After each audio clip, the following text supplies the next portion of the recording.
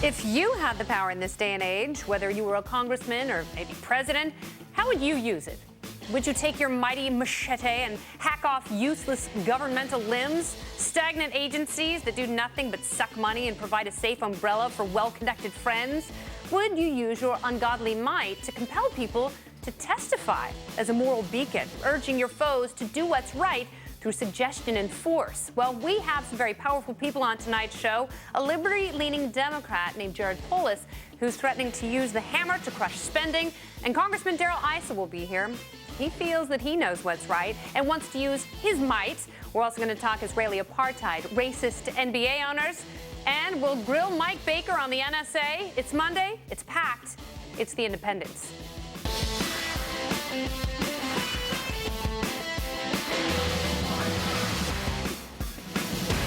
Well, hello and happiest Monday to you. I'm your hostess, Kennedy, along with Reason Magazine editor-in-chief Matt Welch, celebrating, 35 years in the business? 46 years that magazine has been around, and it's the best thing on your newsstand. Camille Foster rounds out the triumvirate. He's an entrepreneur, and he is in charge of Free Think Media. Together we are the Independents. Well, yeah, hello, Isaac. Yes, everybody give your best love vote. You may have heard the recording, but the hits never get old. Embattled LA Clippers owner Donald Sterling got himself buried under his own hurtful words. A conversation was allegedly recorded by his gold digger, and it got way out of hand. It also seems to crystallize what people have assumed of Donald the whole time. Sterling's got it coming. Donald, you better duck. People call you and tell you that I have black people on my Instagram, and it bothers you. Yeah, it bothers me a lot that you want to broadcast that you're associating with black people. You have to. In your whole life, every day you could be with them, every single day of your life. But not in public? But why publicize it on the Instagram, and why bring it to my games? Why bring it to my games? All right, well, people had mostly negative things to say about the portly octogenarian. Watch this. Donald Sterling, what should they do to him? Kill him. Oh, really? Are you that upset? I'm pretty mad. What do you think should happen to Donald Sterling, the owner of the Los Angeles Clippers? I think they should just leave him alone. He's an old man. He should resign. Sell a team. He should absolutely leave the team, sell it to Magic Johnson, and move someplace else. If you're stupid enough to say something like that, then you deserve what comes to you, so. What do you think of the girl who got him to say those horrible things? You think she's a gold digger? Yes, I think she's a gold digger, and I think she set him up, too. Do you feel bad for him? No. Should Donald Sterling be forced to sell the LA Clippers? Hell yeah. Is he a bad person? Well, he's a racist from what I can see. So what do? Just encourage all the sponsors to pull out? Absolutely. Encourage the players not to play? Encourage the players not to play, encourage the sponsors to pull out. None of that. You can't legally take the team away from him, so what do? There's 29 other owners. They should take a stand. How do they do it? Beat them up? Blanket party? They're billionaires. Yeah, that's right. Use their billions to make him change his mind. Well, the story is changing and growing. Doc Rivers says, well, maybe he'll quit if Sterling stays at the helm. The guy's own son-in-law confirms that Donald Sterling is a racist. All right, let's put it to our party panel. Brooke Goldstein is an outspoken powerhouse on issues from Israel to Iowa. She's the director of the Lawfare Project. And comedian Baratunde Thurston. He's the CEO of Cultivated Wit and the author of How to Be Black. Damn. There it is in black and white. Right? Well done on my name, by the way. Thank you so much. Baratunde. Yes. Don't think you I have stuck the landing on that one. All right, so Camille Foster. Yes, ma'am. Yeah, let's see how this How goes. are you going to talk your way out of this one? I This mean, is so seriously, Donald Sterling is a total Well, I'm racist. so sorry. I apologize for my father and all of the horrible things that he's done. That's not technically true. He's not actually my father. You know, we tend to evaluate these miserable racial flashpoints that come up on the basis of whether or not we are post-racial yet. That is not really the question here. The question is, what does this have to do with where we are at this present moment on issues of race? And here's where we are. You have a single very, very wealthy, and apparently quite stupid and ignorant guy saying ridiculous things in private. He's saying those ridiculous things hardly with the passion that you might have expected from someone in 1963 who's working hard to frustrate civil rights activists. He's talking to his girlfriend, and he's doing it in kind of a pained way rather than saying all those horrible N-words or something like that. And you have him working alongside of and hiring routinely black people who make tens of millions of dollars. Who is harmed by these ridiculous and horrible statements he's made? Almost no one. What has happened? We've spent 36 plus hours now obsessing over this story. People talking about all sorts of horrible things, relating this somehow to blacks working on a plantation. It is ridiculous. It's beyond the pale in terms of where we actually are. Then why and are where people so seem outraged? to think I mean, we are. I'm outraged by it. I'm grossed out by it. It's fine to be outraged. I think the guy clearly has a history of implicit. It's fine to be outraged, but it is an outlier, and I think it's fair to keep that in mind. This situation is not an outlier? His racism? These kinds of sentiments are universally, almost universally condemned in this country. Everyone is coming out to defend 13% of the United States population and say these sentiments are not something anyone in the United States agrees with. I think that's about the size of it, in which case I'm particularly excited because people are being ridiculous when it comes to stories like this. I think the reason why it sticks is that unlike a lot of accusations in the public sphere of racism, which a lot of times it's about code words, it's about this, it's like, don't put pictures of black people on your Instagram and have them come in my building. Don't bring black people to my game. It's pretty direct. Even though she's half racist. black, he doesn't want his mistress to be seen with black. And of course we feel it because it's like a sting. It's not the same as even the discrimination lawsuits that he's been involved with his housing, because that's a lawsuit. You didn't read the deposition of that. You don't know what the $2 million settlement was really all about. $2.73 million. 2.73. You don't really know it, but you hear the guy's voice on a tape. You go, that dude is racist. You feel it more directly. Yeah, no, I believe it now that he was probably not letting blacks, Latinos, and families with children into his dwellings. So Baratunde, what do you do? How do you solve a problem like Donald? You find his writers and you hire them, because it's an amazing week for a ridiculous racist on mic. I think the past week we look at Clive Bundy, we look at Donald Sterling. That's a unity ticket for hate in 2016, if we ever saw one. What you can do is really the difficult part here for me. I mean, it's not surprising that old white guys with money and power have it's really outdated... I think that's not a description of Clive Bundy, though. No, it isn't. But I think for the Sterling thing, unsophisticated guy he represents, he's at the upper 1%. Like, he's supposed to be the thing that the nation aspires to. He's supposed to represent, in some way, the strength of the market. And he's a market failure. He's the most unsuccessful owner of all 4 major sports in the nation. And his business practices are torn before courts for discrimination, sexual harassment. Money. I mean, they may not be successful and they don't win championships. Okay, so he's a successful loser. I guess that is a talent. Gear I guess that is a all talent. over Los Angeles and all over the United States. When he's forced to sell the team in a week and a half, he's going to sell it. He's going to make money. He's going to sell for $500 million after buying it for 12.5. So the frustration when you say, what can we do? Every consequence for him is up.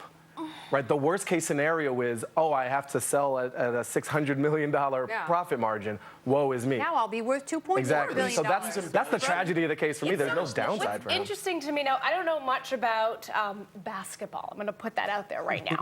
But what I do know is that it's a predominantly African-American sport. 3/4 of and players. he's dating an African-American, a beautiful young girl. A delicate white or maybe Mexican. Or Latina woman. And it's just so bizarre to me. But what's more bizarre is that we're focusing on this now when we have, like you said, Kennedy, a history of odd behavior. And we do have sworn testimony from him that's in the public record that says black tenants smell and attract vermin. Hispanics smoke, drink, and just hang around the building. And that was from a 2009 lawsuit. So why is the NAACP going to give him a Lifetime Achievement Award if he's going on record saying those things? If Elgin Baylor, the celebrated and beloved Elgin Baylor, is saying that, he's a deeply racist person, why is the NAACP going to give him a Lifetime Achievement Award? Apparently giving them a lot of money. Exactly. And I think to your point, Camille, about the transition we've been through, everybody's hating on this dude right now. Yeah. And that wasn't the case in the 90s or the 80s with owners at that time. You've got other owners actually stepping up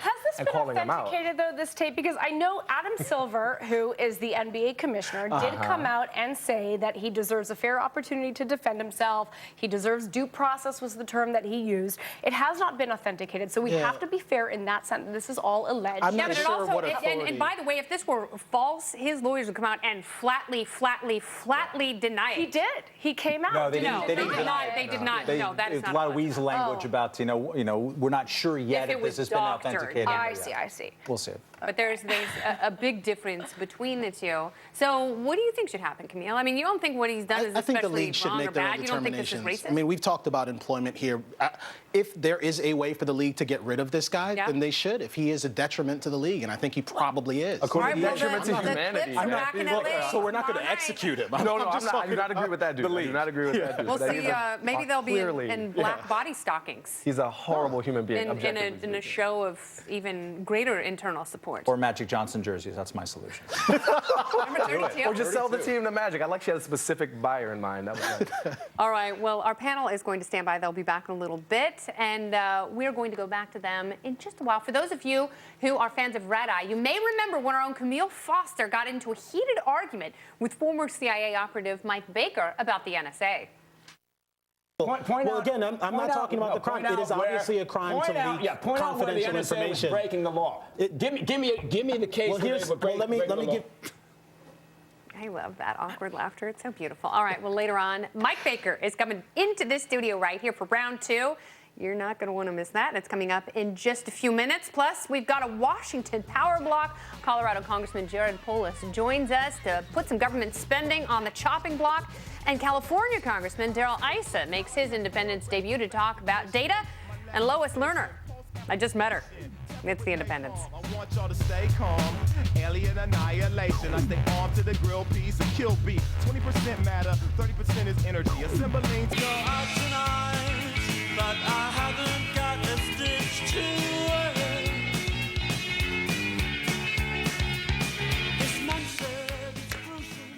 Thank you, Morrissey. Thank you, Johnny Marr. And thank you for watching. Spending is out of control. You watch the show, you're sick of both parties, and something has to go. And by something, I mean almost everything, let's be honest. It is a two-party problem, but who spends more money and who's willing to make the painful cuts to balance the budget from all sides? Could liberty-minded Democrats be the wave of the future? Democratic Congressman Jared Polis, he's from Colorado. He recently hosted a town hall on spending, and some of his fellow party pals never met a project they wouldn't fund. But will Jared spoil all their fiscally irresponsible fun? Welcome back, Congressman. Hey, it's always great to be on. Fantastic. So tell me, on your laundry list of things that you would cut, I know you want to lower the corporate tax rate. You want to reduce the highest marginal tax rate, but you've got some other cuts in mind. So please make some music to my ears. Tell me, what would you cut, and what entire agency would you cut from the federal government? The three that I can't remember the names of. That's probably an old one, but a good one. Nice. You know, look, on almost every appropriations bill that comes to the floor of the House, there's cuts to be made. And sometimes it's somebody's pork and they don't like you cutting it. We've offered a number of them on the floor. Some of them have actually passed the House, including reducing research subsidies for oil shale. We got one passed for targeted military cuts. Sometimes you try across-the-board cuts, entire agencies like the misnamed Department of Homeland Security, which certainly doesn't make our homeland safer. We tried an across-the-board cut for that one. There's a lot of cuts to be had. We had a meeting of my constituents sponsored by a group called FixTheDebt.org.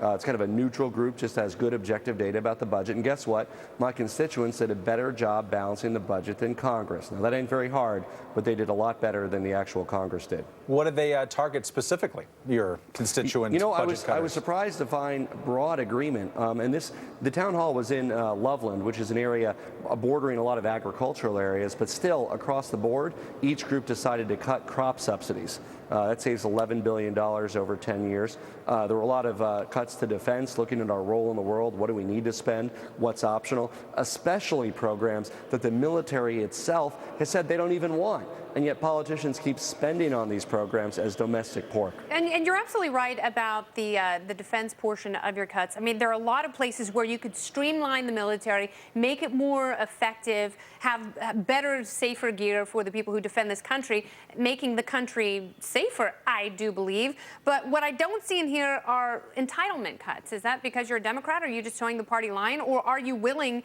to make the other cuts that are necessary to truly balance the budget? Well, look, let's call it entitlement reform, where the country is and where any reasonable deal would go. And if you look at the Bowles-Simpson package, which I was one of 30 members that supported, it does include both revenues and adjustments to benefits on the entitlement side. It means raising the age for Social Security, but also raising the cap on contributions to Social Security. When you talk about reducing the corporate tax rate, reducing the income tax rate, how are you able to do that and still maintain revenue or grow revenue? You do that by eliminating the special interest tax subsidies. Now, these tax subsidies are the exact same economically as expenditure subsidies. Whether you pay a company $5 to create a green shirt, or whether you say we're going to tax you $5 less if you create a green shirt, economically that's the same market distorting disincentive. So by eliminating all of those special interest tax provisions, you can actually bring the individual and the corporate rate down and increase revenue at the same time. Representative Polis, you mentioned that this is popular with your constituents. I imagine this is popular with a number of the folks watching and a number of other folks who have congresspersons in this country. Why can't we seem to get some of these very practical cuts done? You know what's popular with my constituents is common sense. And when you apply a scenario where you say, sit down, you balance the budget in small groups, Democrats, Republicans get together and do it, they do it. It's one of the reasons I support a balanced budget amendment here in Washington. When I was first elected, I didn't. It's bad policy by any argument, because in some years you might want to have a deficit. But guess what? Congress won't balance the budget because they want to have their cake and eat it too. The only way I've been convinced that we can make real progress on this is to require that the budget be balanced. Well, show them how you do it. Work with the other party and make us proud. Doing our best. We need partners on all sides to make it happen. Indeed, Congressman Polis, thanks very much for joining us. Thank you. Lois Lerner's worst nightmare joins us next. She has pleaded the fifth. Will Darrell Issa make her plead for mercy? I hope so. It's The Independents.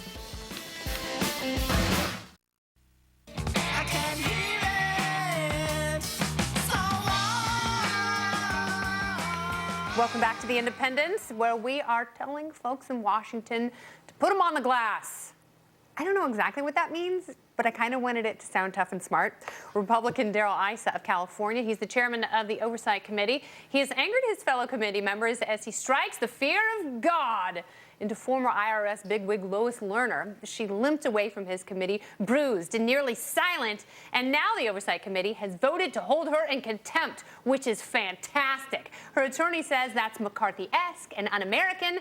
I say it's damn well time. What is she hiding? And is she protected by the Fifth Amendment? Congressman Darrell Issa, welcome. You know, everyone is protected by the Fifth Amendment, and our committee takes that very seriously.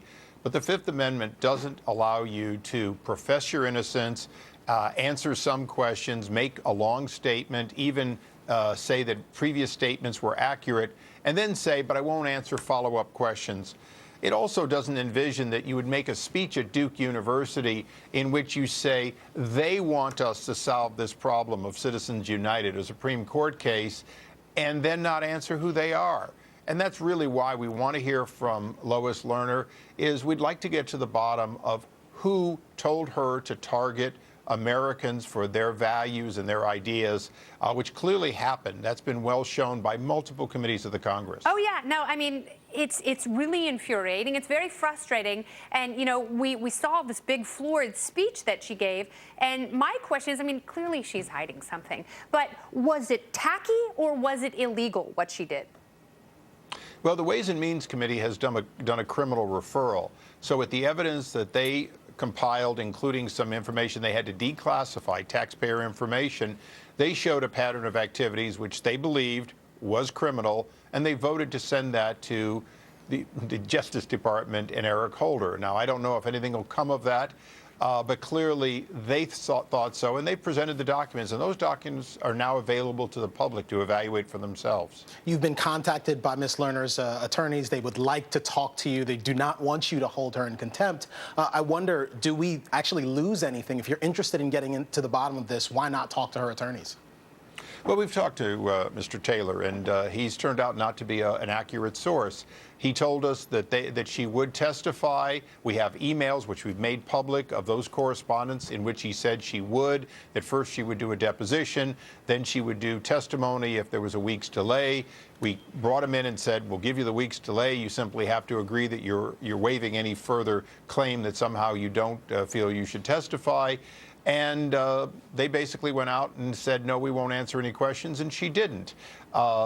Then she went in front of the cameras afterwards and let everyone know through her attorney that she had testified before the Justice Department and answered their questions without any immunity and without taking the fifth. So, of course, we'd love to have Lois Lerner at this late date agree to testify, come in and testify, answer questions such as, why did you send this email? What did it mean? Why did you say this? What does it mean?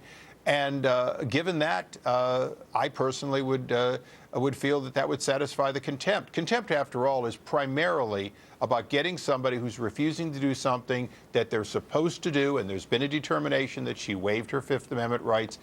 If she would testify, we would be done. If her attorney, and I want to say this in a way that maybe only lawyers understand, but if her attorney would proffer what she would tell us that would help us get to other people involved in wrongdoings, we would take that into consideration.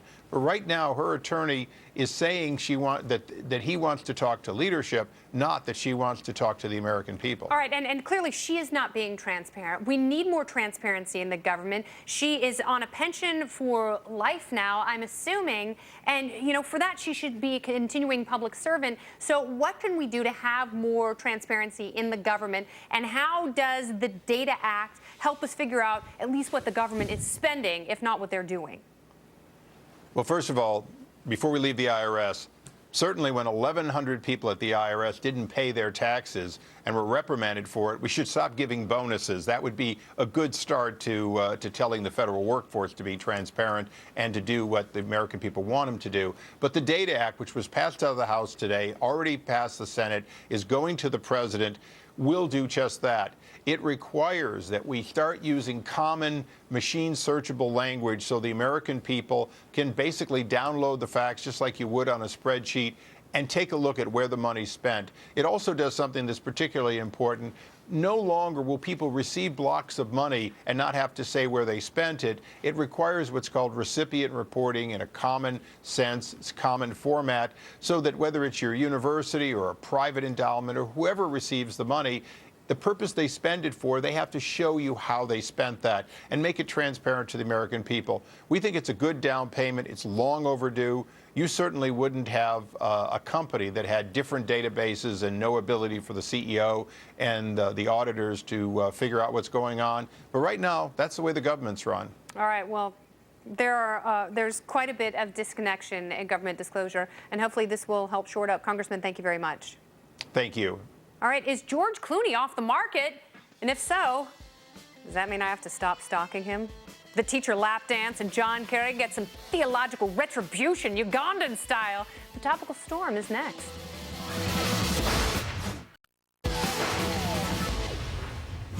It's freaky and it's fresh. It is the topical storm. Stop, drop, and get ready to roll. Topic number one, technology has changed the way we parent, from keeping little ones busy by shoving an iPad into their faces, blaring "Let It Go" from Frozen during dinner, to on-demand baby monitors. One couple was terrified when they heard their cell phone-activated baby monitor making some strange noises from the nursery.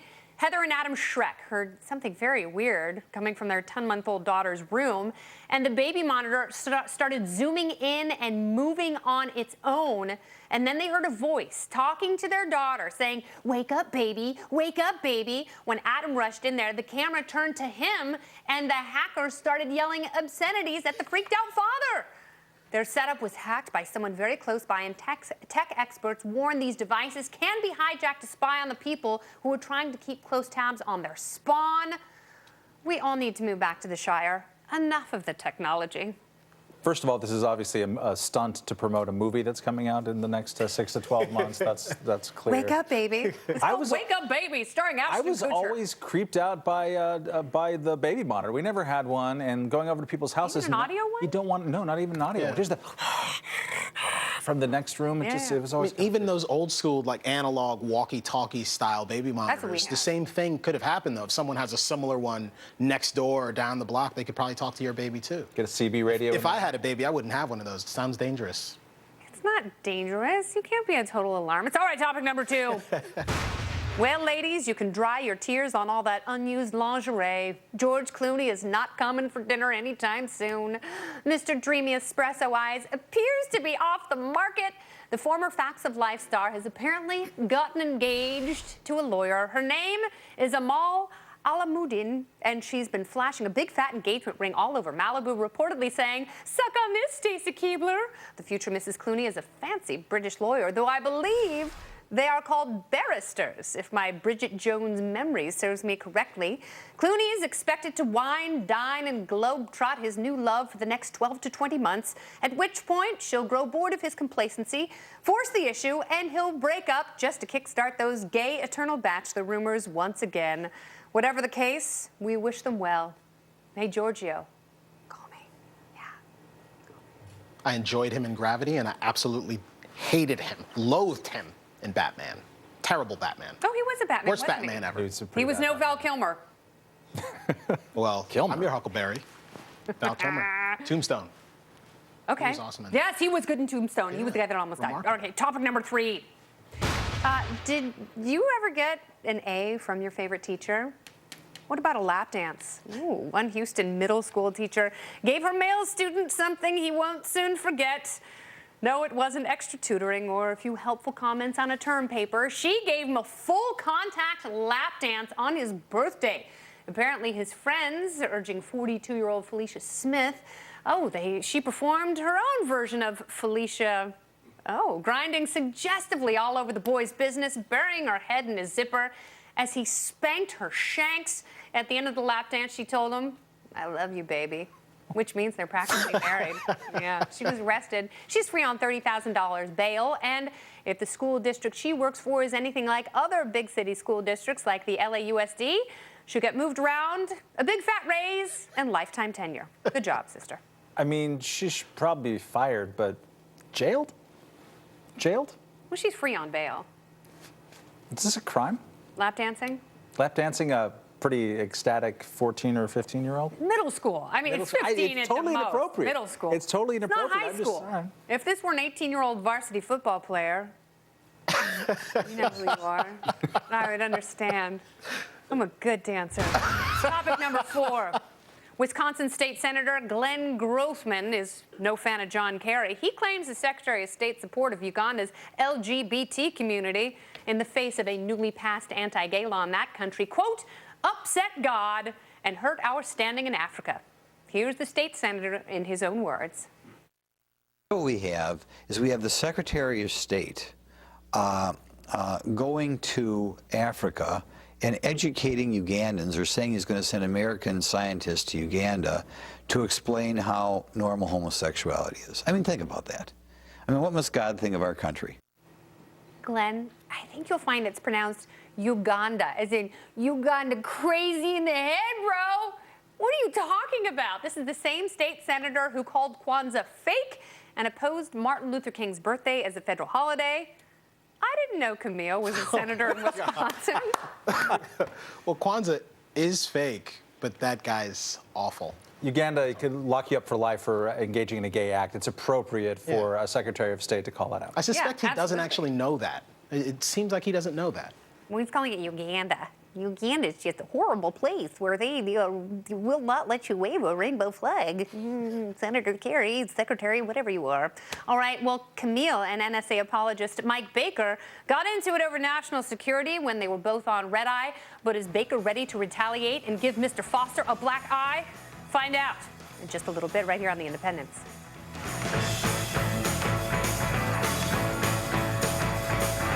Here comes Johnny, yeah, again, with liquor in the jar. This is The Independence. Welcome back to it. A lot of people have some very clear and passionate views on Israel. One of those people is our own panelist, Brooke Goldstein, who studies and writes extensively about our closest ally in the Middle East.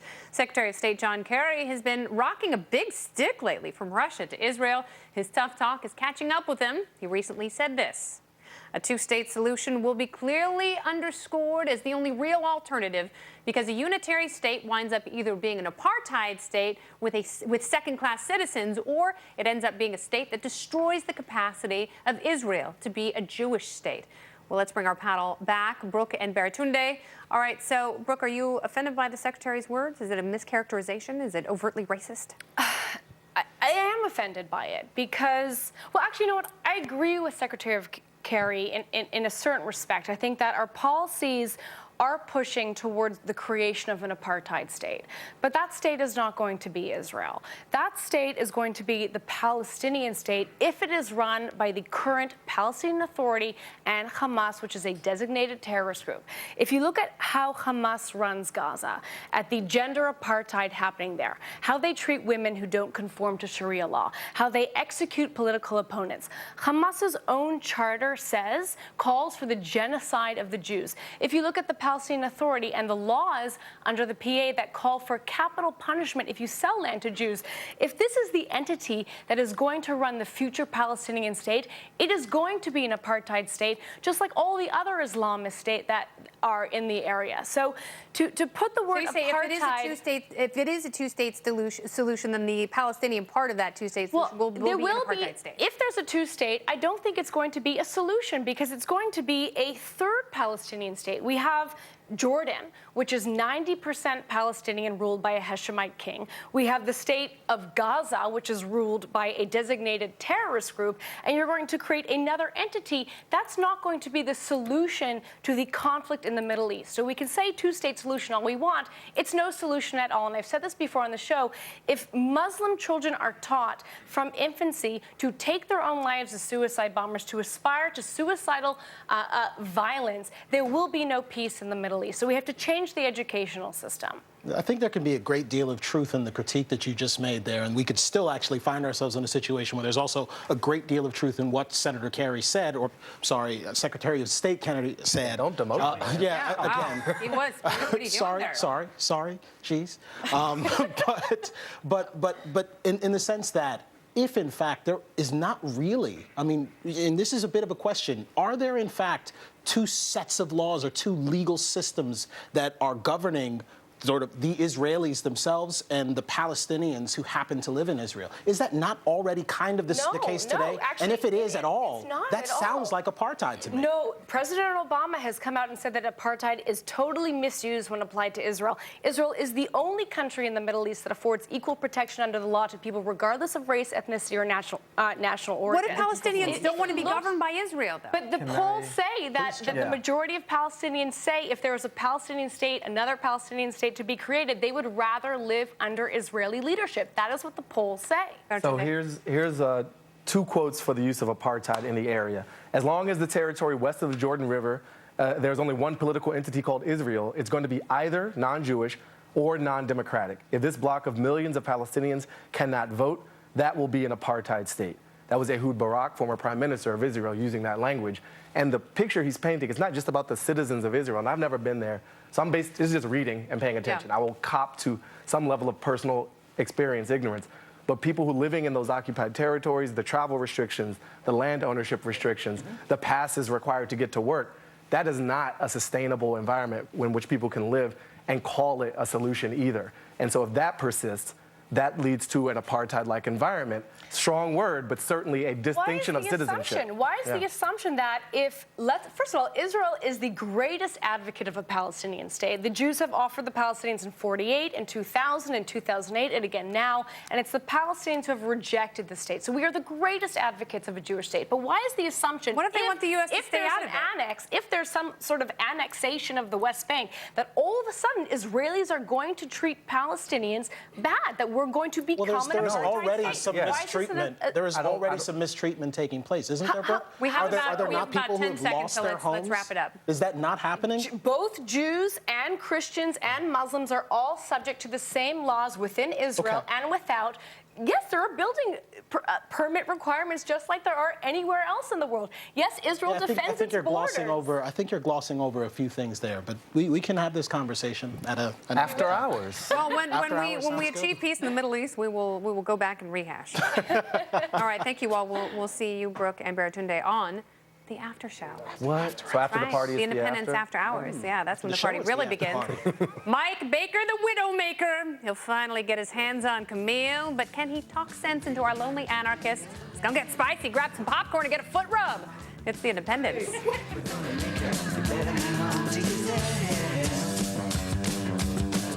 Come on.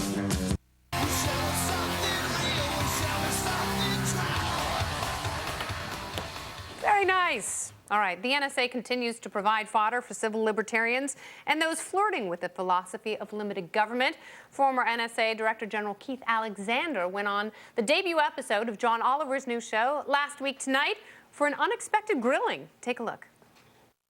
People's concerns, I think, are that you're not just taking the haystack, you're taking the whole farm and the county and the state, and you've now got some photos of the farmer's wife in the shower as well. Hot. All right. Well, you know where we stand on the NSA's continued overreach. But Mike Baker thinks we have it all wrong. He's a former CIA covert operations officer and president of Diligence, LLC, Limited Liability Corporation, global intelligence and security firm. And he has flown his warship right into the hornet's nest. Welcome aboard. Thanks for being on the Independence, Mike. This is really a surprise because I was told when I agreed to come here that you guys were all on my side. So now I feel like I've been blindsided by this thing. Sorry, sir. Yeah, you've only argued with two of us. That's it. We've got good history together. Yeah, and I'll say my phone has just blown up. As soon as, I guess, one of your great people on the show had promoted the fact that I was stepping into the ring here, it just blew up because of our last little get-to on Red Eye. And I think people were worried that we were breaking up after that little argument. Now, have you mellowed since then? Or are you still angry at Camille and those of us who believe that the NSA is totally out of line? Well, yeah, no, I don't think I've mellowed. I do think that my medications have leveled out, which is good. But I guess my point being is that I understand why, and I do say, and I told you this at Reddit, I'm a small government person. I don't care anything about the social issues. I think government should just stay out of our kitchen in that regard. Worry about national security, fiscal responsibility, little things like that. I understand why people are so jacked up about the NSA. You do understand that, right? I get it. It's not just the NSA, but that's a big part of why people now have a greater distrust for the government than they have. But I will say this. I think to a large degree, our perspective, our opinions are based on our life experiences. So where was I? I spent over a decade and a half at the agency, at the CIA, in operations overseas. I, full disclosure, run a company that's involved in intelligence and information gathering and security concerns. That's my background. I spent a long time in there, and I do firmly believe, this is my perspective, that unless you're involved in criminal activity or terrorist activity, the government just doesn't care. Yes, they're sweeping up metadata, and do I think that I would prefer them to do that in an operationally efficient manner? I do believe that. But I don't also then go on that logic train to say they're doing it, and they're doing it because they want to screw us all over. We have seen abuses of just that sort of authority in the past by the federal government. We don't have to look too far back in our history, but COINTELPRO was at least one very obvious example of exactly that sort of rampant abuse happening. I'm not suggesting that we've seen that kind of abuse take place, but as we've talked about the IRS earlier today and them abusing their authority, which is not exactly the same, but it's pretty sweeping. Or the NSA, at least got the possibility there. Or the NSA sharing the data that it's collected with the DEA, which has absolutely nothing to do with national security and terrorists blowing us up. Right. Although I will say this: when you start talking about the cross-agency sharing of information, then if something doesn't go right, that's when they get kicked in the backside because you're not talking to each other. It's a tough job. I agree. It's a tough job. Which is what happened in 9/11 in many ways. I mean, absolutely. I agree with that. Yeah. Right. But that still isn't a proper justification for the NSA sharing their findings with the DEA. And by the way, the notion that if you haven't done anything wrong, you have nothing to fear, that's not what it means to live in a free society. And well, I know, but I guess my point to that is, and I see where you're going with it, but my point is that we do have a unique ability here in the U.S. to think that we each live such interesting lives that the government is focused on us and is really interesting and concerned about what we're doing. And my point in talking about this was from what I've seen a lot of things. I don't believe that, because again, it's my life experience. I also believe, and this is where when we start talking about Snowden. You think he's a traitor? No, I think I don't agree with the people that say that he should be swinging from a yardarm somewhere. I don't believe that. I do want to see him face justice, and I think there have been a number of polls that have come out that have said, even though there may be a lot of people who believe that, okay, we kind of get behind the fact that whether the dialogue was started or for whatever reason, they get behind it. The majority of people still believe that he should be facing some criminal justice effort, and I think that because, again, life experience, I've seen a lot of really bad, fatal things happen from the leak of classified intelligence. And when I'm saying fatal, I mean fatal. I don't know how else to put that. And so when people who perhaps haven't been in that world and don't understand the layers of all of this happening, and that's part of the problem with the agency and others. You can't go out there and talk about these things, and then people say, well, look, okay, give me an example. Well, I'm not going to give you an example. That's not the world that we live in. But that's not fair either. You have to come back so we can discuss this at greater length, because there's obviously much more to discuss. Are you kicking me off? I am. We have to go. We have one more segment. You're doing that because we didn't really get into a fist fight. You guys know. People were expecting a fist fight. You'd be here well into Dobbs. Okay. All right. Well, thank you very much. Thank you. Mike. Thank very you. Good. All right. What do you want your funeral to be like? Have you ever thought about that? We're going to talk about our darkest hopes and dreams as we celebrate the hereafter. Next.